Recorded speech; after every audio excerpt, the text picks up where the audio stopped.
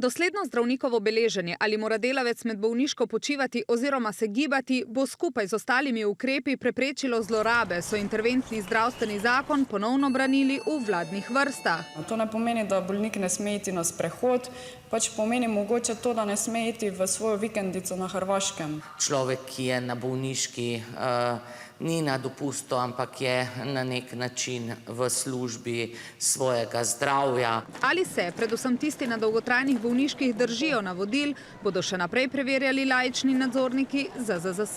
Kaj pa sankcije za kršitve? Če bodo kontrolorji zalotili bolnika pri opravljanju pridobitnega dela, bo ob nadomestilo plače za največ 1 mesec. Po novem pa se sankcija v obliki odvzema nadomestila predvideva tudi, če bo posameznik kršil režim gibanja. Zakon je naposled dobil zeleno luč. Za jih je glasovalo 46, proti pa 25. Ugotavljam, da je zakon sprejet. Novosti pa bodo verjetno začele veljati v januarju.